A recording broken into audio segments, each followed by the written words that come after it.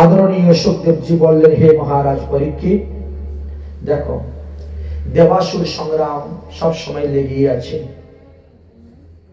কখনো দেবতারা জয় করেন, কখনো অসুরেরা জয় করেন। সমুদ্র মন্থন করার পর যখন বলি মহারাজ পরাজিত হয়ে গেলেন, মারা গেলেন, দেবগুরু শুক্রাচার্যের আদেশ নিয়ে তিনি তখন ব্রহ্মচর্য ব্রত পালন করে তিনি আরম্ভ করলেন তপস্যা। তিনার তপস্যাতে সন্তুষ্ট হয়ে গেলেন সব দেবগণ, ঋষিগণ, মুনিগণ।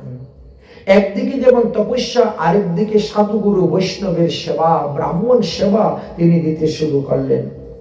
সমস্ত ব্রাহ্মণগণ, বৈষ্ণবগণ, সাধুগণ তিনার কাছ থেকে সেবা গ্রহণ পেয়ে, দান দক্ষিণা পেয়ে সবাই বলছে বিজয়ী ভব, বিজয়ী ভব, বিজয়ী ভব বলে আশীর্বাদ করছেন। এবার বলছেন, তাহলে স্বর্গরাজ্য যাব আক্রমণ করতে, সবাই তোমাকে আশীর্বাদ দিয়েছেন। বলে দেখো, স্বর্গরাজ্য আক্রমণ করতে গেলে তোমার এই জগতের অস্ত্রশস্ত্র নিয়ে গিয়ে পারবে না, কিন্তু দিব্য দিব্য অস্ত্রশস্ত্রের প্রয়োজন আছে। অতএব দিব্য অস্ত্র লাভ করতে গেলে তোমাকে একটা যজ্ঞ করতে হবে। সেই যজ্ঞের নামটি কি জানো? বিশ্বজিৎ নামক যজ্ঞ। এই যজ্ঞটা যদি তুমি করো, তাহলে যজ্ঞ হইতে ঘোড়া উঠবে, যজ্ঞ হইতে রথ উঠবে, যজ্ঞ হইতে ধ্বজ উঠবে, যজ্ঞ হইতে পতাকা উঠবে, যজ্ঞ হইতে কবচ উঠবে, যজ্ঞ হইতে তীর ধনুক উঠবে, অখণ্ড তুর উঠবে। আর জানিয়ে তুমি যুদ্ধ করলে স্বর্গরাজ্য জয়লাভ করতে পারবে। তাহলে বিলম্ব কেন গুরুদেব? তাহলে যজ্ঞ কার্য আরম্ভ হয়ে যাক। শুরু হলো যজ্ঞ। কিন্তু যজ্ঞ কার্য যখন আরম্ভ হলো, তখন দেখা যায় একের পর এক সত্যি সব দ্রব্য উঠতে শুরু হলো। সেই সমস্ত দ্রব্য নিয়ে তিনি যুদ্ধ করার জন্য গেলেন, আর স্বর্গরাজ্য অনায়াসে যুদ্ধ করে জয়লাভ করে নিলেন। দেবতারা পরাজিত হয়ে গেলেন। দেবতারা তখন মনুষ্যরূপ ধারণ করে পৃথিবীতে ভ্রমণ করতে শুরু করেছেন, আর অসুরেরা স্বর্গরাজ্য দখল করে বসে গিয়েছেন। এখন সমস্ত দেবতাদের মা তো হলেন অদিতি। মা এই ছেলেদের দুঃখ সহ্য করতে পারছেন না। আমার সতীনের ছেলে, তারা স্বর্গরাজ্য ভোগ করতেছে, আর আমার ছেলেরা পৃথিবীতে মনুষ্যরূপ ধারণ করে বিচরণ করতেছে। তারা পৃথিবীতে মনুষ্যরূপ ধারণ করে আসলো, আমরা কিন্তু তাদেরকে চিনতে পারি না, চিনতে পারি না। বৃন্দাবন শতকম নামক একখানা গ্রন্থ আছে, ওখানে লেখা আছে যে শ্রীকৃষ্ণের জন্মাষ্টমী থেকে রাধার জন্মাষ্টমী পর্যন্ত এই 15 দিন সমস্ত দেবগণ এসে মনুষ্যরূপ ধারণ করে 84 কোষ ব্রজমণ্ডল পরিক্রমা করেন। আর এই সময়ে যদি কেউ পরিক্রমা করে না, তো দেবতাদের সঙ্গে কথাবার্তা, স্পর্শ, হাই দর্শন হয়ে যায়। এই জন্য সনাতন গোস্বামী পাদ এই পরিক্রমার প্রথা চালু করেছেন। 84 কোষ ব্রজমণ্ডল পরিক্রমা সনাতন গোস্বামী পাদ প্রতি দ্বাদশী থেকে আরম্ভ করেন। বুঝলেন? বৃন্দাবনে মদনমোহন ঠোর থেকে যে পরিক্রমাটা বের হয়, ওটা কিন্তু সনাতন গোস্বামী পাদের প্রবর্তিত পরিক্রমা। আজ থেকে 550 বছর হয়ে যাচ্ছে, পরিক্রমা চলছে চলছে চলছে। 500 বছর হয়ে গেছে, পরিক্রমা চলছে, বন্ধ হয় না। সুতরাং ওই পরিক্রমাতে অংশগ্রহণ করা মানে সনাতন গোস্বামী পাদের সঙ্গেই যাওয়া মনে করবেন। তবে এটা প্রদব্য যে যাওয়া হয়, সেই পরিক্রমাতে কোনো মহিলাকে নেওয়া হয় না, যার কারণে আরো অন্যান্য বৈষ্ণবগণ পরিক্রমা বের করেন, তাদের সঙ্গে লোক যেতে পারে। যাই হোক, তো মা হয়ে পুত্রের দুঃখ তাকে সহ্য করতে পারে না, বরং মা নিজে সহ্য করবে, পুত্রদেরকে সুখে রাখতে দেয়। তো তিনি তখন কশ্যপ ঋষিকে বললেন, আমার পুত্ররা স্বর্গরাজ্য হারিয়ে তারা বড় কষ্ট পাচ্ছে, দুঃখ পাচ্ছে। ওগো, তুমি আমাকে এমন একটা পুত্র সন্তান দাও না, যে পুত্র বলিরাজার কাছ থেকে এই স্বর্গরাজ্য এনে আমার ছেলেকে দান করবে। কশ্যপ ঋষি বললেন, দেবী, এইটা করতে গেলে না তোমাকে পয়ুব্রত করতে হবে। উত্তম সন্তান লাভ করতে গেলে পয়ুব্রত করতে হয়। বলে সেটা কিরকম? বলে ফাল্গুন মাসের শুক্লপক্ষে প্রতিপদ থেকে আরম্ভ করে দ্বাদশী পর্যন্ত এই 12 দিন শুধু তোমাকে দুধ খেয়ে থাকতে হবে। প্রতিদিন ব্রহ্ম মুহূর্তে উঠে স্নান করতে হবে, 5 বার ভগবানকে আরতি করতে হবে, 5 বার ভগবানের ভোগ দিতে হবে, প্রতিদিন 108টা তুলসী পাতা অর্পণ করতে হবে, প্রতিদিন 101 বার গায়ত্রী মন্ত্র জপ করতে হবে, প্রতিদিন ব্রাহ্মণ ভোজন করতে হবে, প্রতিদিন দান দক্ষিণা করতে হবে। এর অনেক বিধিবিধান আছে। ব্রত যখন আরম্ভ করবেন তখন বন্য শকুরের দন্তর মাটি এনে সমস্ত গায়ের মধ্যে লেপতে হবে। তারপরে তোমাকে শ্রুতবহী নদীতে গিয়ে 5টা মন্ত্র উচ্চারণ করে স্নান করতে হবে, যে 5টা মন্ত্র ভাগবতে দেওয়া আছে। এই 5টি মন্ত্র উচ্চারণ করে তোমাকে স্নান করতে হবে। আর স্নান করার পরে তোমাকে এইভাবে ব্রত আরম্ভ করতে হবে। যদি এইভাবে 12 দিন ঠিক ভাবে ব্রত করতে পারো, তাহলে ওই দ্বাদশী দিনে তুমি ভগবানের দর্শন পেয়ে যাবে। ভগবানের কৃপাতেই তুমি উত্তম সন্তান লাভ করতে পারবে। আর সেই ভগবানের বলিতে যখন তোমার পুত্র সন্তান হইবে, সেই পুত্রই পারবে ওই বলি রাজার কাছ থেকে রাজ্য এনে তোমার পুত্র মন্ত্রডুমুকে দান করতে। অতএব তুমি তোমার পুত্রদের দুঃখ দূর করতে গেলে তোমাকে এই ব্রত করতে হবে। তিনি এক কথায় রাজি হয়ে গেলেন, ব্রত আরম্ভ হয়ে গেল। ব্রত করতে করতে 12 দিন গত হয়ে গেল, ব্রত বিশ্রাম হয়ে গেছে, কিন্তু এখনো ভগবান এসে দর্শন দিচ্ছেন না। তখন তিনি কি করলেন? ব্রতের ফলের উপরে আর আস্থা থাকলো না। ব্রত করলে ভগবান দর্শন দিলেন না, তখন তিনি ভগবানের চরণে শরণাপন্ন হলেন। ভগবানের চরণে তখন তিনি শরণাপন্ন হয়ে গেলেন যে, হে ভগবান, আপনি কৃপা করে আমাকে দর্শন দান করুন। दर्शन दाओ भगवान, ओ ना तो मेरा अखियाँ प्यासी रे। दर्शन दाओ भगवान,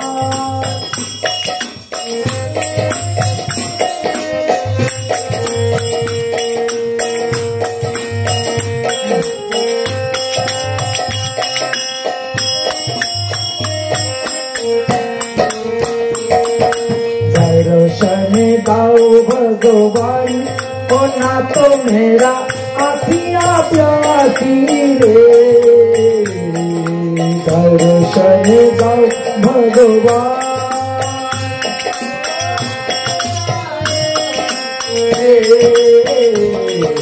दर्शन दाओ भगवान, ओ ना तो मेरा अखियाँ प्यासी रे।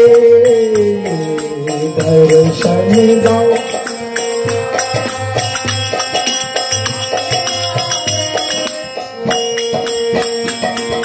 मंदिर मंदिर ज्योति जगा दो, घट घट वासी रे।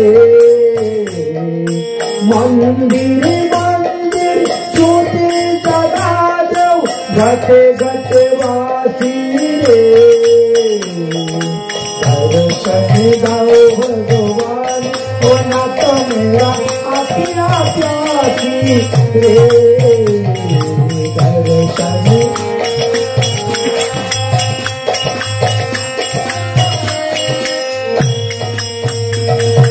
मंदिर का ज्योति जगा दो, घट घट वासी रे। माने मंदिर का ज्योति जगा दो, घट घट वासी रे। दर्शन दाओ भगवान, ओ ना तो मेरा अखियाँ प्यासी रे। दर्शन दाओ भगवान,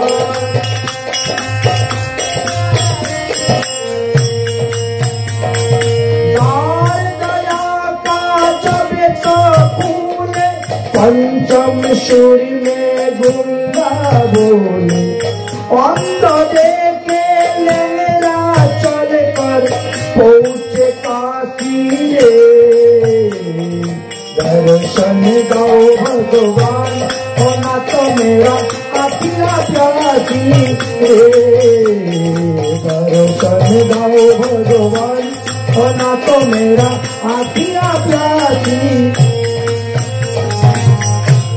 पानी पी कर प्यास बुझाओ नैन के कैसे समझाओ आखिर छिली छोटी अब तो मन की बासी रे दर्शन दाओ भगवान होना तो मेरा आखिया प्यासी रे दर्शन दाओ भगवान होना तो मेरा आखिया प्यासी रे दर्शन दाओ भगवान मेरा आखिया प्यासी रे भगवान के दर्शन करार जन्य যখন আরো বেড়ে গেল পিপাসা তিনি বললেন তাহলে আমি পূর্ণিমা পর্যন্তই থাকব দ্বাদশী পর্যন্ত ব্রত করেও যখন ভগবানের দর্শন পেলাম না তাহলে আরো 3 দিন করব পূর্ণিমা পর্যন্ত কিন্তু ভগবান তার তপস্যাতে সন্তুষ্ট হয়ে এসে প্রকট হয়ে গেলেন প্রকট হয়ে তিনি বললেন আমি তোমার তপস্যায় সন্তুষ্ট হয়েছি তুমি আমার কাছে বর চাও দেবী বললেন বর যদি দিতে হয় প্রভু তাহলে আমাকে এই বর দিন আমাকে এমন একটি সন্তান দিন যে সন্তান আমার সতীনের পুত্র বলি রাজার কাছ থেকে এই স্বর্গটা এনে আমার পুত্র মন্ত্রধূমকে দান করতে পারে ভগবান বলছেন এই কাজ করবে এমন কোন ব্যক্তি পৃথিবীতে নাই এমন কোন জীব নাই কাকে আমি তোমার পুত্র রূপে পাঠাবো আর তোমার তপস্যার ফলও দিতে হবে তাই আমি তোমার পুত্র রূপে সেই কাজ সমাধান করব ভগবান দেখেন কি রকম দয়াময় করুণাময় তাই ভগবান তখন তিনার পুত্র রূপে আসার জন্য উপস্থিত হলেন দেখতে দেখতে কিছুদিন গত হয়ে গেল ভাদ্রস্য শুক্ল দ্বাদশ্যাং যুক্তং শ্রবণা নক্ষত্রয়ে উপত্যং সঙ্গনং স্নাতা দেব বামনম অর্চয়ে ভাদ্র মাসের শুক্লপক্ষের দ্বাদশীতে শ্রবণা নক্ষত্র যুক্ত ঠিক ওই দিবসের মধ্যাহ্ন সময় না ভগবান ওই অদিতির গর্ভ হইতে বামন নামে প্রকট হয়েছে বলো বামন ভগবান কি ভগবান বামন রূপে প্রকাশ হয়েছেন দেখতে দেখতে ভগবানের বয়স 7 বছরের হয়ে গেছে তাই ভগবানকে এবার উপনয়ন সংস্কার করানো হবে ব্রাহ্মণের ছেলে ব্রাহ্মণের নিয়ম হয়েছে মাতৃগর্ভ হইতে গণনা করে 5 বছরের পর এবং 12 বছরের মধ্যে তাকে উপনয়ন সংস্কার দিতে হয় আর এই জন্য এখন তিনি উপনয়ন সংস্কারের জন্য ব্যবস্থা করেছেন চতুর্দিকে নিমন্ত্রণ দেওয়া হয়েছে আগামী কাল আমার ছেলের উপনয়ন সংস্কার হবে আপনারা সবাই আসবেন যাই হোক ভগবান বামনদেবকে এখন গেরুয়া বসন করানো হয়েছে ব্রহ্মচারী বেশে তিনাকে সাজানো হয়েছে ডোর কপিন বহির্বাস গায়ের মধ্যে গাত্তি মাথার মধ্যে পাগড়ি কাঁধের মধ্যে একটি ভিক্ষের ঝুলা দিয়ে ব্রহ্মচারী বেশে সাজানো হয়েছে কে সাজিয়েছেন ঋষিগণ মহিষীগণ তারা সাজিয়েছেন প্রজাপতি কশ্যপ ঋষি আসলেন এসে তিনি কি করলেন প্রথমে জাতকর্ম সংস্কার আদি সম্পূর্ণ করালেন আর তারপরে উপনয়নী কার্যের জন্য গায়ত্রী মন্ত্র দীক্ষার জন্য সূর্যদেবকে আহ্বান করলেন ভগবান সূর্যদেব আসছেন তিনি বামন দেবকে গায়ত্রী মন্ত্র উপদেশ দেওয়ার জন্য দেবগুরু বৃহস্পতি আসলেন তিনি দিলেন পৈতা দান করলেন পৈতাকে শুদ্ধ ভাষায় বলে যজ্ঞ উপবীত এই যজ্ঞ উপবীতকে আমরা বাংলায় বলি লগ্গুণ বা পৈতা বলে থাকি যজ্ঞ উপবীত দান করলেন তারপরে কাশ্যপ ঋষি আসলেন তিনি একটি মেখলা দান করলেন পৃথিবী দেবী আসলেন হরিণের চামড়ার একটি বস্ত্র দান করলেন বন সমূহ এসলেন তারা কি করলেন বাঁশের লাঠি দান করলেন চন্দ্রদেব মাতা অদিতি কৌপিন বহির্বাস দান করলেন। আকাশস্থিত দেবতা বামনদেরকে সুন্দর করে একটা ছাতা দান করলেন। ছাতাও কিন্তু লাগে, একটা ছাতা দান করলেন। আচ্ছা, তারপরে দেবগর্ভ ব্রহ্মা আসলেন। ব্রহ্মা এসে একটা কমণ্ডলু দান করলেন। সপ্তর্ষিগণ কুশ দান করলেন। সরস্বতী দেবী এসে একটি মালা দান করলেন। আর এইভাবে উপনয়ন সংস্কারের সমস্ত দ্রব্য সংগ্রহ হয়ে গেল। এইবার কুবের দেব আসছেন, তিনি একটা ভিক্ষার ঝুলি দান করলেন। এবার ভিক্ষা দিবে কে? ভিক্ষা দেওয়ার জন্য তখন আসছেন ভিক্ষাং ভগবতী সাক্ষাৎ ওমা অম্বিকা সতী। এবার মা দুর্গা অম্বিকা দেবী তিনি আসছেন বামন ভগবানকে ভিক্ষা দেওয়ার জন্য। ভিক্ষা দেওয়া হয়েছে। এবার নিয়ম হয়েছে কমসে কম 3 ঘর তো ভিক্ষা করতে হবে। 7 ঘর ভিক্ষা করতে পারো, তাতে কোনো নিষেধ নাই। এখন বামন ভগবানকে নিয়ে আশেপাশের বাড়িতে ভিক্ষা করতে গিয়েছেন। ভিক্ষা করে ভিক্ষালব্য দ্রব্য এনে গুরুদেব দেবগুরু বৃহস্পতির হাতে অর্পণ করেছেন। দেবগুরু বৃহস্পতি বলেন, এই কটা ভিক্ষা নিয়ে আসলি তো একে তো আমারই পেট ভরবে না, তো আমি তোকে কি খেতে দিব? কারণ উপনয়ন সংস্কার হওয়ার পরে যে ভিক্ষালব্ধ পাওয়া যায় সেইটা গুরুদেব রান্না করে ভগবানের ভোগ দিয়ে তিনি পাবেন, তারপরে সেই প্রসাদ শিষ্যকে দেওয়া হইবে। তো যে কটা চাল এনেছিস এটা তো আমারই পেট ভরবে না, তো আমি তোকে কি খেতে দিব? গুরুদেব, তাহলে কি আরেকবার ভিক্ষায় যাব? যেতেই হবে। নাকি উপাস থাকবে? তুমি যেতেই হবে, তোমাকে আরেকবার ভিক্ষায় যাবো। হ্যাঁ, তাহলে যাচ্ছি আরেকবার। শোন, যাবি তো এমন জায়গায় ভিক্ষা করতে যা যে যেখানে ভিক্ষা করলে সারা জীবন আর ভিক্ষা করতে হয় না। আচ্ছা, এমন কোন জায়গা পৃথিবীতে আছে? আছে, থাকবে না কেন? ওই ভিগুকুচ্চ নামক একটি স্থান আছে, নর্মদা নদীর তটে এটি অবস্থিত। সেখানে প্রহ্লাদের নাতি বিরোচন একটি বিশাল যজ্ঞ শুরু করেছে। সেই যজ্ঞের নাম হলো বিশ্বজিৎ নামক যজ্ঞ। এই যজ্ঞটা করতে না, একটা যজ্ঞ করতে 100 মণ ঘি লাগে। আর সেই অনুসারে তিনি সংকল্প নিয়েছেন 1000টা যজ্ঞ করবেন, 100টি যজ্ঞ করবেন। সুতরাং 100টা যজ্ঞ যতদিন পর্যন্ত সমাপ্ত না হয় ততদিন পর্যন্ত যে যা চাইবে তাহাই তিনি দান করিবেন। এটাই হলো সেই যজ্ঞের বিধান। তোমার মতন কত ব্রাহ্মণরা গিয়েছে, কেউ বলছে আমাকে একটা শহর দিয়ে দাও, কেউ বলছে আমাকে একটা নগর দিয়ে দাও, কেউ বলছে আমাকে একটা গ্রাম দিয়ে দাও, কেউ বলছে আমাকে একটা মৌজা দিয়ে দাও, কেউ বলছে আমাকে একটা জেলা দিয়ে দাও। কারণ এখন দেবরাজ ইন্দ্র আসনে তো তিনি বসে আছেন। এক কথায় বলতে গেলে এখন এই বলিরাজ না 14 ভুবনেরই রাজা। সুতরাং তার কাছে তো না দেওয়ার কিছুই নেই, যে যা চায় তা নিবে। তো একটা প্রদেশই নিয়ে যা, পুরো যা। আমাদের ভারতবর্ষের যেগুলো প্রদেশ আছে এরকম একটা প্রদেশই নিয়ে যা। এই প্রদেশে যত খাজনা উঠবে, ট্যাক্স উঠবে, সব তোমার, আমার লাগবে না। এইরকম দয়ার সাগর, এমনরকম উদার প্রকৃতি। অতএব ভিক্ষা যদি করতে হয় বাবা, তাহলে সেখানেই যাও। ওখানে যে সমস্ত সাধুরা ভিক্ষা করতে গিয়েছে তাদেরকে সারা জীবন ভিক্ষা করতে হবে না। তাই তুমিও সেইখানে ভিক্ষা করতে যাও, তাহলে কিন্তু আর সারা জীবন ভিক্ষা করতে হবে। গুরুদেব, এত দূরের রাস্তা আমি তো চিনি না, যাবো কেমন করে? আরে চিনানোর জন্য তো আমি তোমার সঙ্গে 5 জন ব্রাহ্মণ দিচ্ছি। 5 জন ব্রাহ্মণ দিচ্ছি, এই 5 জন ব্রাহ্মণ তোমার সঙ্গে যাবে। তাই ভিক্ষা করতে যখন যায় না, আমাদের হলো সবাই হরিনাম সংকীর্তন করে করে তার পিছনে যাওয়া। বামন ভগবানের সঙ্গে 5 জন ব্রাহ্মণ গিয়েছেন, তারা বেদস্তুতি মন্ত্র পাঠ করে করে যাচ্ছেন।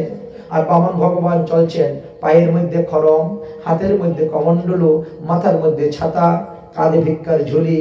কি সুন্দর রূপ ধারণ করে যাচ্ছেন। এই ঝাঁকিটা দর্শন করলে না একেবারে প্রাণ শান্তি হয়ে যায়। সবাই মনে করতে কি, মনে হয় সাক্ষাৎ সূর্যদেব এসেছেন। সূর্যদেব শরীর থেকে এরকম একটা জ্যোতি, এরকম একটা প্রকাশ বেরোচ্ছে। যে দেখছে সেই এসে দণ্ডবোধ করতেছে, প্রণাম করতেছে আর যাচ্ছে।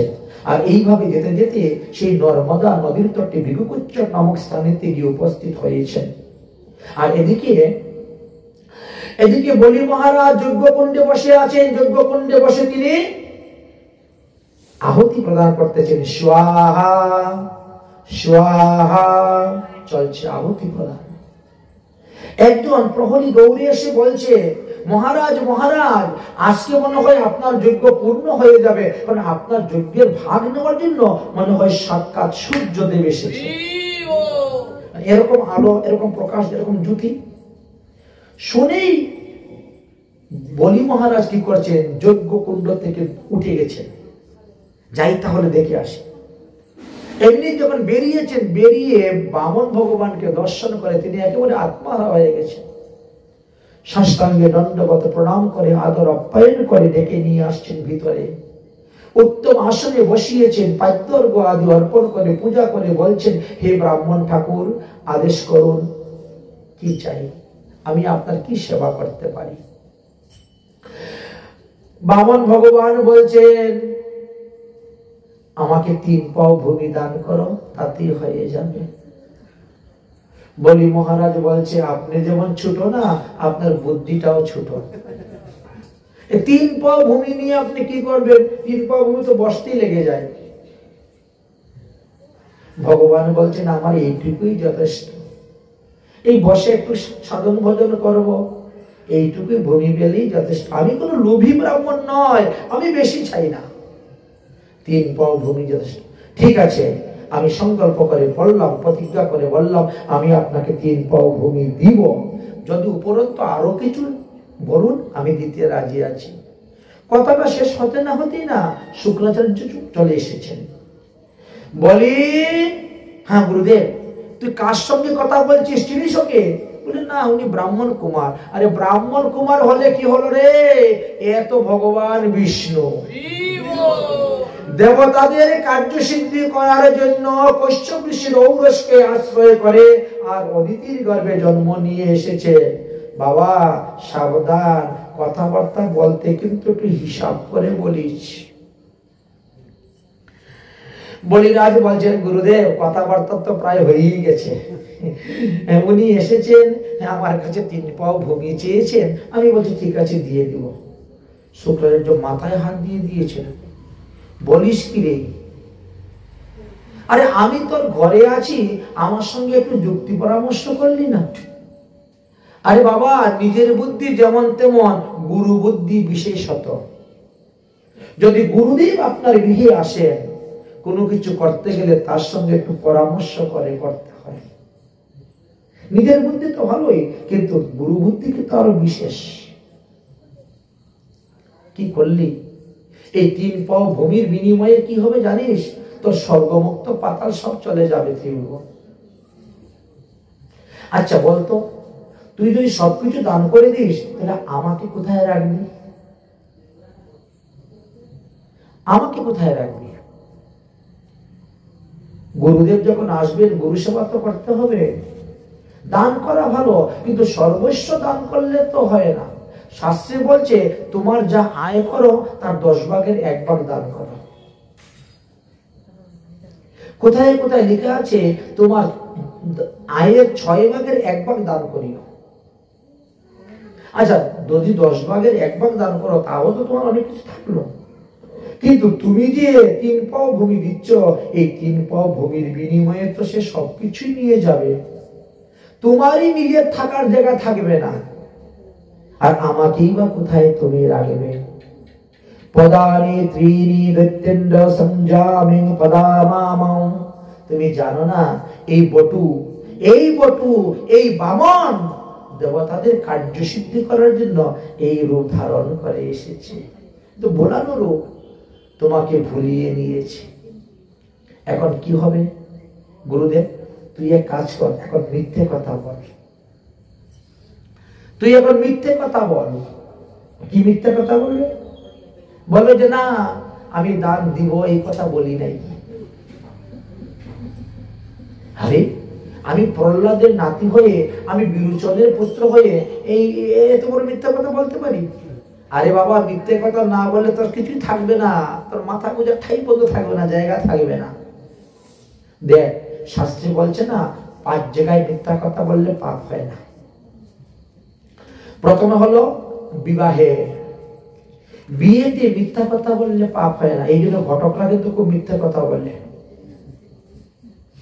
বুঝেছেন? ঘটকরা খুব মিথ্যা কথা বলে। এক জায়গাতে ছেলের পক্ষের লোক গিয়েছে মেয়ে দেখার জন্য। তো মেয়ে তো একেবারে সবকিছু নিয়ে সুন্দরভাবে দাঁড়িয়ে আছে, কথাবার্তা হচ্ছে, মেয়ে দেখে পছন্দ হয়ে গেছে। এখন তারা বলছে আমাদের ছেলে তো আসে নাই, তো মেয়ে আমাদের পছন্দ হয়েছে, মেয়ে আর ছেলেকে না দেখালেও হবে, কিন্তু আপনাদের মেয়ে তো আমার ছেলেকে দেখবে, তবে তো পছন্দ করবে। ঘটক মশাই বলছে ওটা লাগবে না, ওটা লাগবে না, মেয়ে তো বিয়ের জন্য এক পায়ে দাঁড়িয়ে আছে, তার বর একটা হলেই হলো।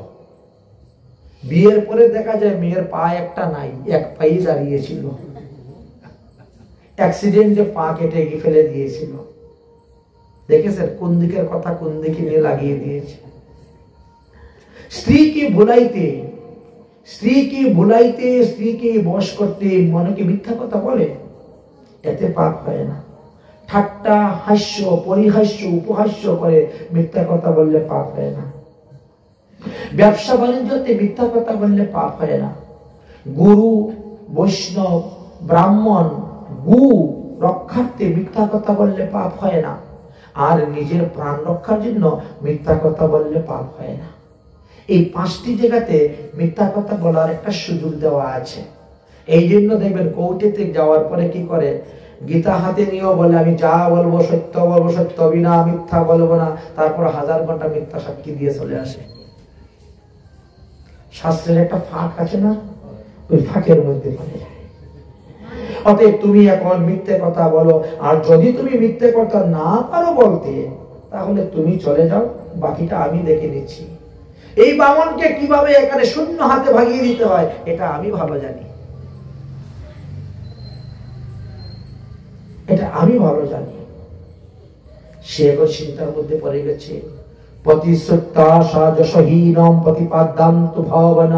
আমি যে প্রতিশ্রুতি দিয়ে দিয়েছি ওনাকে 3 পাও ভূমি দিব, তাহলে এখন বলো যে তোমার পায়ে মেপে 3 পাও ভূমি দিব না, আমার পায়ে মেপে 3 পাও ভূমি দিব। বুদ্ধি দিচ্ছেন গুরুদেব, আমি প্রহ্লাদের নাতি হয়ে তো এইরকম মিথ্যা কথা বলতে পারবো না। পারবে না? আমার কথা মানবে না? তাহলে আমি তোকে অভিসম্পাদ দিব, তুই শ্রীহীন হয়ে যাবে। গুরুদেব রেগে গিয়েছেন, শ্রীহীন হয়ে যাবে। এখন সে চিন্তা করতেছে, মাথার মধ্যে বুদ্ধি খাটাচ্ছে, হায় হায় কি করি এখন উপায়। এখন যদি আমি আমার এই গুরুদেবের কথা মেনে চলি, তাহলে তো ভগবান পদপদ্ম পাওয়া যাবে না। গুরুদেব তিনার থাকা, তিনার খাওয়ার চিন্তা করতেছেন, আমি আসলে থাকবো কোথায়, খাবো কি। এখন এই গুরুদেবের কথা যদি মেনে আমি চলি, তাহলে আমার দরজা থেকে ভগবান ফিরে চলে যাবেন। গুরুদেব কোনো না কোনো উপায়ে একে এখান থেকে বের করে দিয়ে বিদায় করে দিবেন। কিন্তু যে ভগবানকে পাওয়ার জন্য মানুষ হাজার হাজার বছর তপস্যা করে, সাধন করে, ভজন করে, ভগবান পায় না, আর সেই ভগবান আজ আমার দরজায় এসে দাঁড়িয়েছে ভিক্ষার ঝুলি। তাহলে আমার কর্তব্য কি? গুরুদেব রাগ করেন, অভিশাপ দেন, চলে যান, যাই হোক, আমি কিন্তু আমার সত্য থেকে আমি নামবো না। সত্যের মতো ধর্ম নাই, মিথ্যার মতো পাপ নাই। গুরুদেব আমি মিথ্যা কথা বলতে পারবো না। কি? তাহলে গুরু বাক্য অমান্য করাই মানে গুরু ত্যাগ করা? তুই আমাকে ত্যাগ করে দিলি, আমি তোকে অভিসম্পাদ দিলাম, তুই শ্রীহীন হয়ে যা বলে গুরুদেব চলে গেছেন রাগ করে। বলি মহারাজের হৃদয় থেকে বিবেকই বলতেছে, বিবেক কি বলতেছে? तेरी द्वार पे खरा भगवान, भगत बर दे रे झूली। तेरी द्वार पे खड़ा भगवान, अरे बलिराज भगत তুই ঝুলি বরে দিয়ে দে। তোর এই দান স্বর্ণাক্ষরে লেখা থাকবে যতদিন চন্দ্র সূর্য থাকবে। হৃদয় থেকে বিবেক বলতেছে তুই কি নিয়ে এসেছিস আর কি নিয়ে যাবে। এইবার যখন পেয়েছি সুযোগ, ভগবানকে সর্বস্ব দান করে দে। তুই গুরুর কথা শুনিস না। অসৎ গুরুর কথা যদি কেউ না মানে তাতে পাপ হয় না। অসৎ গুরু ত্যাগ করলে পাপ হয় না। তাই সৎগুরু অসৎ গুরু দুইটি বিষয় নিয়ে আলোচনা করা আছে। কোন কোন গুরু ত্যাগ করলে পাপ হয় না এই বিষয়ে হরিভক্তি বিলাসে সুন্দর বর্ণন করা আছে। আর কোন কোন গুরু ত্যাগ করলে পাপ হয়। সম্প্রদায় বিহীন গুরু ত্যাগ করলে কোনো পাপ হয় না। মধ্য মাংস ভোজনকারী গুরুদেব ত্যাগ করলে পাপ হয় না। অসৎপথগামিনী গুরুদেব ত্যাগ করলে পাপ হয় না। অশুভ ভাবাবৃত গুরুদেব ত্যাগ করলে পাপ হয় না। विवेक तक बोलছে तेरी द्वार पे खड़ा भगवान भगत बन दे रे झूली भगत बन दे रे झूली तेरी द्वार पे खड़ा भगवान भगत बन दे रे झूली भगवान भगत बन ओ तेरी होगा मेरा ये शान ओ तेरी होगा मेरा ये शान कि जुबू जुबू रहेगी तेरी निशान भगत बन दे रे झूली ओ तेरी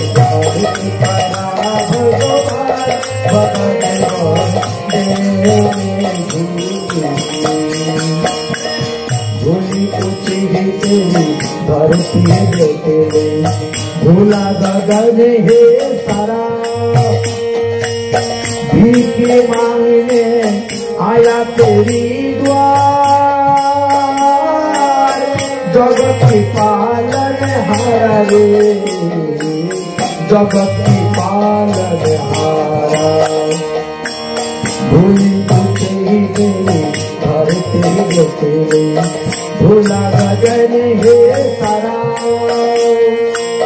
भीख मांगने आया तेरी द्वार जगत की पालन हारा रे जगत की पालन हारा मैं आज तेरी मेहमान ओ मैं आज तेरी मेहमान भगत रे मुझे तो जरा पहचान भगत भर तेरे झूली तेरी भगवान भगत भर तेरे झूली भगत तेरे झूली भगत भर तेरे आज लुटा दे तेरी सर्वस्व अपना और आज लुटा दे तेरी सर्वस्व अपना विवेक बोलते सर्वस्व मान ले कहना मेरा मान ले कहना मेरा मिट जाएगा पल में तेरा जन्म जन्म की तेरा रे जन्म जन्म की तेरा भगवान के नाम করে দিলে আর পৃথিবীতে জন্মগ্রহণ করতে হবে না। তাই বলছে मान ले कहना मेरा आज लुटा देते सर्वस्व अपना आज लुटा देते सर्वस्व अपना मान ले कहना मेरा मिट जाएगा पल में तेरा जन्म जन्म की तेरा रे जन्म जन्म की तेरा कोई छोड़ सकल अभिमान कोई छोड़ सकल অমর কর আপনার দান বতাতে বলেছে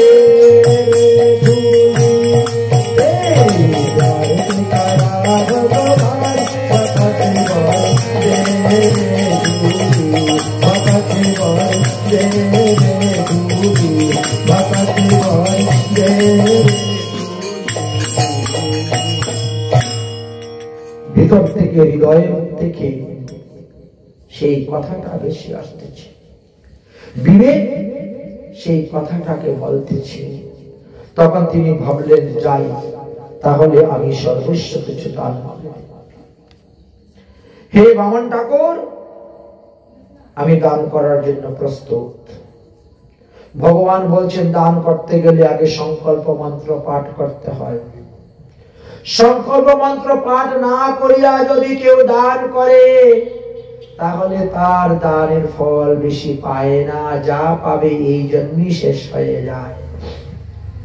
আর সংকল্প মন্ত্র পাঠ করে যদি কেউ দান করে তাহলে সেই দানের ফল অক্ষয় অভয় অমর হয়ে থাকে।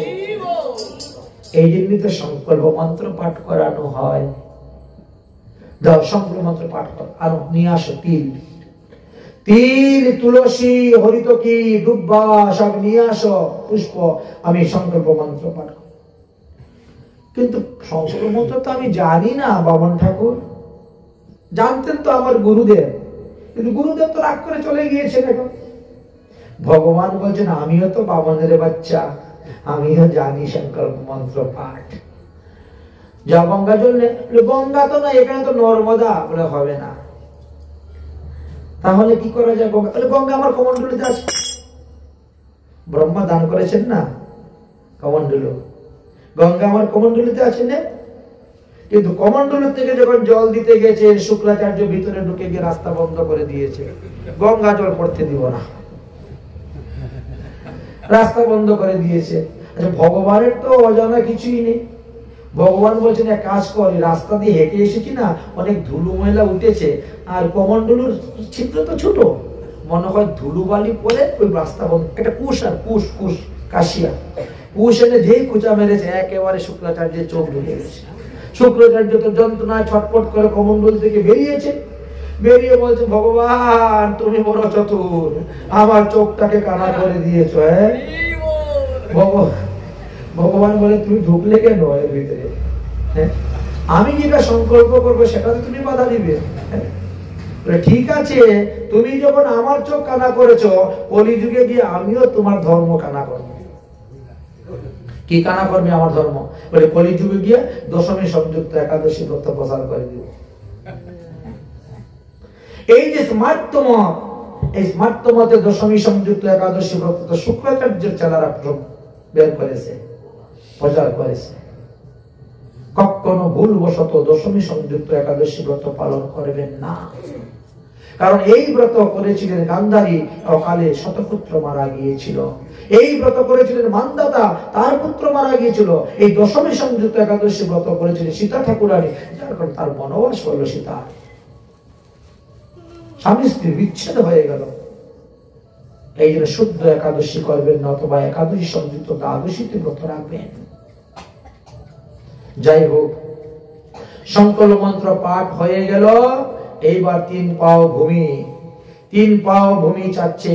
এমন সময় বলি রাজার কন্যা রত্নমালা দৌড়ে এসেছে। বাবা কি সুন্দর ছেলেটারি, যদি একে একটু কোলে নিয়ে আমার স্তনদুগ্ধ পান করাইতে পারতাম না, তাহলে আমার এই নারী জন্মটা সফল হতো। ভগবান মনে মনে বলে তথাস্তু তথাস্তু, আমি এই জন্মে না হোক কোনো না কোনো জন্মেতে আমি আসবো, এসে তোমার স্তনদুগ্ধ পান করব। দেখেছেন? এইবার ভগবান বললেন তুমি ভূমি দাও 3 পাও। বলেই ভগবান বামন থেকে ত্রিবিক্রম হয়ে গেলেন, এমন ভাবে রূপ ধারণ করলেন শরীর দ্বারা সমস্ত পৃথিবী বাহ্যস্থান গ্রহণ করে নিলেন। আর একটি পদের দ্বারা সপ্ত পাতাল, একটি পদের দ্বারা সপ্ত স্বর্গ যখন তুলেছেন, তখন আকাশের কুক্কি ফেটে গেল। সেই চরণ ব্রহ্মলোকে গিয়ে মারল ধাক্কা, আর সেখান থেকে গঙ্গা জল পড়তে শুরু হয়ে গেল। আর ব্রহ্মা তখন ভগবানের সেই চরণধৌত জল কমণ্ডলুর মধ্যে ধারণ করে রাখলেন।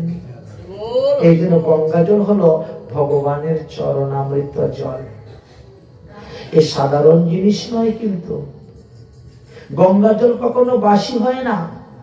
শাস্ত্রে যে বলছেন বাসি জলে পূজা করতে পারবি না, কিন্তু গঙ্গা জল যদি 12 বছর আগেও ঘরে এনে রাখেন ওটা বাসি হয় না। তুলসী পত্র কখনো বাসি মানা হয় না, পদ্ম ফুল কখনো বাসি মানা হয় না। কিছু কিছু দ্রব্য আছে এগুলো বাসি দ্রব্য দ্বারাও ভগবানের সেবা পূজা করা যায়, এতে দুঃসবহ নয়।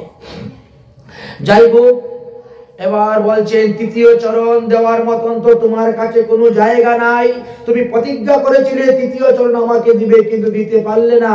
অতএব তুমি হেরে গেলে, আমি এখন তোমাকে বন্দী করব। ভগবান বরুণ পাশে তাকে বন্দী করলেন। আর তখন এই বলিরাজার কন্যা রত্নমালা বলছে, ওরে বাবা রে, এত দুষ্ট ছেলে যখন আসলো তখন দেখি এইটুকু বামন, আর এখন দেখি ত্রিবিক্রম রূপ ধারণ করে আমার বাবার সবকিছু দখল করে নিয়েছে। এই রকম ছেলে যদি আমার পেটের ছেলে হইতো, এরকম দুরন্ত ছেলেকে আমি নিজের হাতে বিষ খাওয়াই মেরে ফেলতাম। ভগবান বলছে তথাস্তু, তাই হবে, আমি তোমার দেওয়া বিষ গ্রহণ করব, বিষ গ্রহণ করব। যাই হোক, কিন্তু স্ত্রী বৃন্দাবলী দৌড়ে এসেছেন। বৃন্দাবলী এসে বলছেন, ওগো তোমার জিতার একটা উপায় আছে। বলে আমার কাছে কোনো ভূমি নেই, তো কোথার থেকে জিতবো? বলে মাথাটাতে তোমার রয়ে গিয়েছে। তুমি যার চরণে মাথা বিক্রি করেছিলে সেই গুরুদেব তো তোমাকে ত্যাগ করে চলে গিয়েছেন, এখন তো তোমার মাথার কারোর কাছে বিক্রিতে নয়। অতএব ভগবানকে বলো যে ভগবান তোমার তৃতীয় চরণ বের করো, আমি তার জায়গা দিব থাকার। এবার কি হয়েছে? বলি রাজা বললেন, ভগবানের নাভি হইতে তৃতীয় চরণ বেরিয়ে গেল, আর সেই চরণ তিনি বলিরাজের মাথায় স্থাপন করলেন। আচ্ছা বলেন তো দেখি, গুরু ত্যাগ করে ওনার কি ক্ষতি হয়েছে? কোনো ক্ষতি তো হলো না, উনি আরো ভগবান পেয়ে গেলেন। এই সামনেই দেখবেন আপনারা পাবেন, গুরু ত্যাগ করে যেমন বলিরাজ ভগবানকে পেয়েছে, ঠিক তেমনি ভাবে পিতাকে ত্যাগ করে প্রহ্লাদ নিঃসিংহ ভগবানকে পেয়েছে, মাতাকে ত্যাগ করে ভরত রামচন্দ্রকে পেয়েছে, ভাইকে ত্যাগ করে বিভীষণ রামচন্দ্রকে পেয়েছে। অতএব কৃষ্ণ ভজনে যিনি বাধা দিবেন তাকে ত্যাগ করলে কোনো পাপ হয় না। সে মা হোক, বাবা হোক, স্ত্রী হোক, স্বামী হোক, ছেলে হোক, মেয়ে হোক, যেই হোক না, গুরু হোক, এতে কোনো অসুবিধা নেই। এই শিক্ষাটা আমরা এখান থেকে লাভ করতে পারলাম। যাই হোক, এবার তো ভগবান সন্তুষ্ট, প্রসন্ন। 3 পাও ভূমি আমি পেয়ে গেছি, কিন্তু তুমি জিতে গেলে, ভক্ত জিতে গেল। আচ্ছা বলো, এই স্বর্গে যেরকম ভাবে দেবরাজ ইন্দ্রের আসন আছে, রাজ্য আছে, ওরকম আমি আরেকটা রাজ্য তৈরি করেছি রসাতলে, হুবহু একেবারে তৈরি করেছি রসাতলে। আচ্ছা এখন তুমি বলো, তুমি যদি বলো যে আমি স্বর্গ রাজ্যে থাকবো, তাহলে তোমার সেই অসুর, দৈত্য, দানব, রাক্ষস, ভূত সবাইকে নিয়ে যাও, স্বর্গে থাকো, আমি মন্ত্রধর্ম নামক ইন্দ্রকে ওই রসাতল দান করে দিব। আর তুমি যদি মনে করো যে আমার সঙ্গে যে 5 জন এসেছে মহাজ্ঞানী পণ্ডিত ব্রাহ্মণ, এদেরকে নিয়ে রসাতলে গিয়ে বাস করবে, তাহলে তোমাকে আমি রসাতল দিব, আর এই স্বর্গরাজ্য আমি মন্ত্রধর্মক নামক ইন্দ্রকে দান করব। তোমাকে 2টো অপশন দেওয়া হয়েছে, এখন তুমি কি করবে বলো? তখন বলিরাজা চিন্তা করলো, এই অসুর দৈত্য দানবকে নিয়ে স্বর্গে বাস করার জন্য 5 জন পণ্ডিতকে নিয়ে রসাতলে বাস করা শ্রেষ্ঠ। তাই তিনি বললেন যে প্রভু, তাহলে আমি রসাতলেই থাকবো। রসাতলি ঠিক আছে, আমি আশীর্বাদ দিলাম, আগামী 8ম মন্বন্তরে তুমি হবে স্বর্গের দেবরাজ ইন্দ্র। চলো তাহলে রসাতলে। সমস্ত দৈত্য দানব অসুরকে নিয়ে 5 জন ব্রাহ্মণকে সঙ্গে করে নিয়ে রসাতলের দিকে রওনা হয়ে গেলেন। ভগবান বামনদেব স্বহস্তে অভিষেক করিয়ে বলি রাজাকে রসাতলে স্থান দিলেন। এই জন্য বৎসরে একদিন আমাদের বলি রাজার পূজা করতে হয়। বলতে পারবে সেই দিনটা কোন দিন? বৎসরে একদিন বলি রাজার পূজা করতে হয়। সেই দিনটা হলো ওই যেদিন আমরা গিরিরাজ গোবর্ধন পূজা করি, সেই দিন কার্তিক মাসের শুক্লপক্ষের প্রতিপাদ। ওই দিন বলি রাজারও পূজা করতে হয় ভগবত প্রসাদী দ্রব্যের দ্বারা। আর ওই দিন ভগবান নিজে তাকে স্নান করিয়ে অভিষেক করিয়ে তাকে রাজগদ্দিতে বসিয়ে দিয়েছিলেন। রসাতলের রাজা তিনি হয়েছিলেন। ভগবান বললেন, এবার তুমি আমার কাছে বর চাও। যখন বর চাইল তখন কি বলল? প্রভু, আপনি আমার ঘরের সামনে দরজার দারোয়ান হয়ে সর্বদা বসে থাকুন। আপনি যদি এখানে বসে থাকেন তাহলে আমার আর কোনো চিন্তা, ঘর থেকে বেরোতে আমি আপনাকে দর্শন করব, ঘরের ভিতরে ঢুকতে আপনাকে দর্শন করব। আপনি আমার সামনে থাকলে তো কেউ আমাকে পরাজিত করতে পারবে না, আমি নিষ্কণ্টক রাজ্য ভোগ করতে পারবো। ভগবান তার ভক্তিতে, তার প্রেমেতে, তার বশীভূত হয়ে তার ঘরের দরজার দারোয়ান হয়ে বসে গেলেন। এদিকে মা লক্ষ্মী বৈকুণ্ঠে বসে বড় চিন্তা করতেছেন, কি ব্যাপার, কি ব্যাপার, এতদিন হয়ে গেল আমার প্রভু কেন ফিরে আসছেন না? দেবতাদের যে কার্যসিদ্ধি করার জন্য তিনি গিয়েছিলেন সেই কার্য তো হয়ে গেছে। বলিকে ছলনা করে 3 পা ভূমি যাচনা করে স্বর্গরাজ্য এনে মন্ত্র ধুমক নামক ইন্দ্রকে দান করেছেন, কিন্তু তারপরেও কেন তিনি এখনো ফিরে আসছেন না? কেন ফিরে আসছেন না? কোথায় গিয়েছেন? আর কোন কার্য সাধন করতে গিয়েছেন? লক্ষ্মী দেবী তো চিন্তা করে খুঁজে পাচ্ছেন না, খুঁজে পাচ্ছেন না।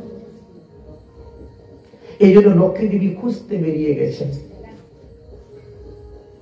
জগন্নাথের রথযাত্রার সময় দেখেন না, পুরা পঞ্চমী জগন্নাথে গেলে সুন্দরারণ্যে বেড়াইতে, এখনো ফিরে আসছেন না কেন? লক্ষ্মী দেবী খুঁজতে বেরিয়ে গেছেন পুরা পঞ্চমী, রথযাত্রার পঞ্চমীতে, পঞ্চম দিবসে বেরিয়ে গেলেন। এই তো লক্ষ্মী বেরিয়ে গেছেন খুঁজতে। লক্ষ্মী যখন খুঁজতে বেরিয়ে গেছেন তখন ঘুরতে ঘুরতে দেবর্ষী নারদের সঙ্গে দেখা। হে দেবর্ষী নারদ, তোমার প্রভু কোথায়? দেবর্ষী নারদ বলছে, মা গো, যদি কোনো ব্যক্তি কারো সর্বস্ব হরণ করে নেয় তাহলে সে তার কাছে ঋণী হয়ে যায়। দেখবেন আপনি যদি কোনো ভিখারিকে ভিক্ষা দেন না, তো 2-3টা চাউল ওর মধ্যে রেখে দিয়ে চলে যায়। দেখেছেন কখনো? সর্বস্ব নেয় না। সর্বস্ব নিলে তার কাছে ঋণী হওয়া যায়। তোমার প্রভু যে তার কাছে সর্বস্ব নিয়ে নিয়েছেন, এই জন্য তিনি ঋণী হয়ে গিয়েছেন।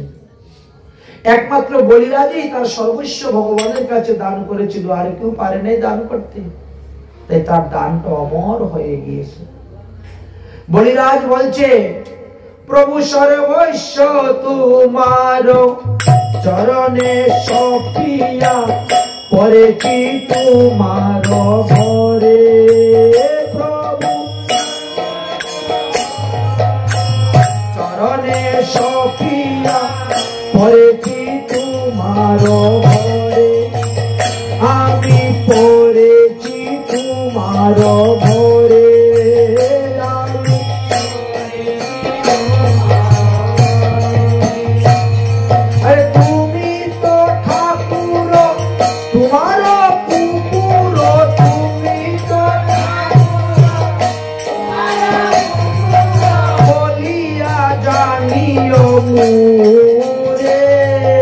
বলিয়া জানিও মোরে, এবার তুমি তো ঠাকুর, তোমার কুকুর, বলিয়া জানিও মোরে, বলিয়া জানিও মোরে। প্রভু সর্বস্ব তোমার চরণে সপিয়া করেছি তোমার ঘরে প্রভু চরণে করেছি প্রভু বাদিয়া নিকটে আমারে পালিবে বাদিয়া নিকটে আমারে রহিব তোমার দ্বারে প্রভু আমি পথিব জনারে আসিতে না দিব পথিব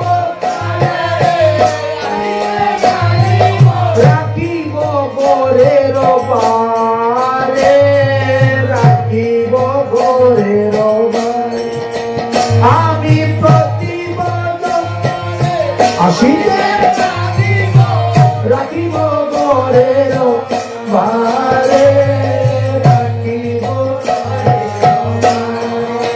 প্রভু তব নিজ জন প্রসাদ সেবিয়া তব নিজ জন প্রসাদ উচিষ্ট রাখিবে যাহা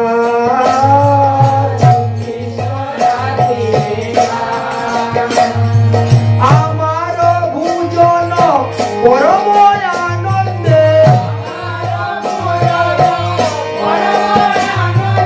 প্রতিদিন হইবে তাহা প্রতিদিন হইবে তাহা এবং আমার ভুজন প্রতিদিন হইবে তাহা প্রতিদিন হইবে আমি বসিয়া শুহিয়া তোমার চরণ বসিয়া সতত চিন্তিব আমি সতত চিন্তিব আমি পতিব আমি নাচিতে নাচিতে নিকটে যাইব নাচিতে যখন ডাকিবে তুমি যখন ডাকিবে তুমি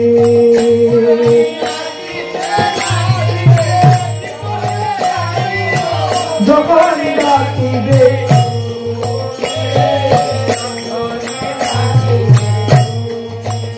আমি নিজের পোষণ কবু না ভাবিব রহিব ঘরের বারে রহিব ভাবের ঘরে এবং ভক্ত বলি তোমার সেবক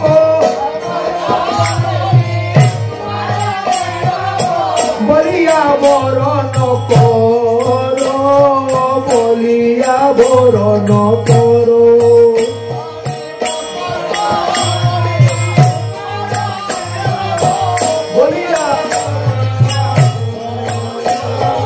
বলিয়া আমি ওই চরণে সব সপিলাম ওই চরণে আমার মধ্যে যাহা কিছু ওই চরণে সব সপিলাম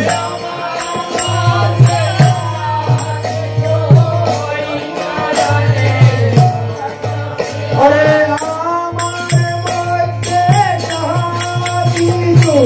ওই চরণে সব সপিলাম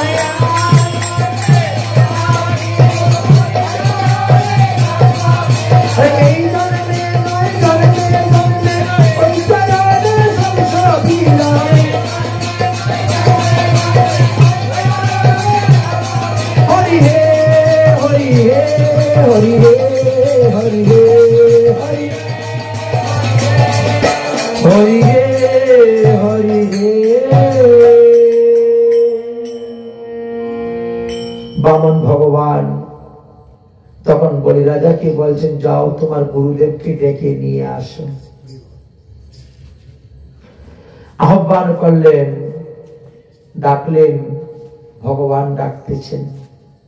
শুক্রাচার্য তৎক্ষণাৎ এসে ভগবানের চরণে পড়ে প্রণাম করছেন। ভগবান বলছেন, হে শুক্রাচার্য, আপনার শিষ্যকে যজ্ঞ করতেছেন, সেই যজ্ঞের যে সমস্ত ভুল ত্রুটি হওয়ার তো হয়ে গেছে, তাহা পূর্ণ করে নাও, এখন পূর্ণ আহুতি প্রদান করে নাও।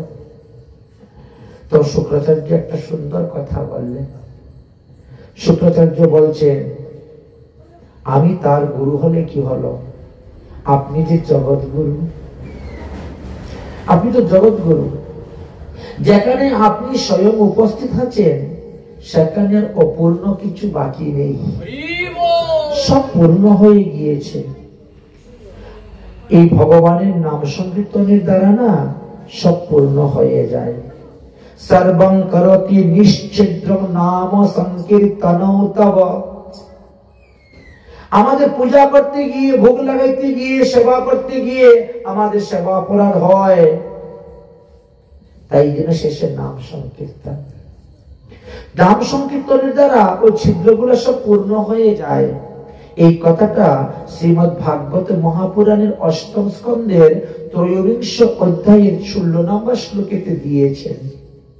আর কথাটা বলেছে কি জানেন? শুক্রাচার্য। শুক্রাচার্য বললেন যে একমাত্র আপনার এই নাম সংকীর্তনের দ্বারাই সব দূর হয়ে যায়। এই জন্য তো শুক্রাচার্যকে বলেছেন, তুমি একটা কবি। ওসময় কবি বলছেন না শ্রীমদ্ ভাগবত গীতাতে বলছেন, আমি শুক্রাচার্যের মহিমার কথা আলোচনা করে গিয়েছেন। এই স্থানে আমাদের ৮ম স্কন্ধ বিশ্রাম হয়ে গিয়েছে। এবার আমরা ৯ম স্কন্ধতে প্রবেশ করব। ওম নমো ভগবতে বাসু।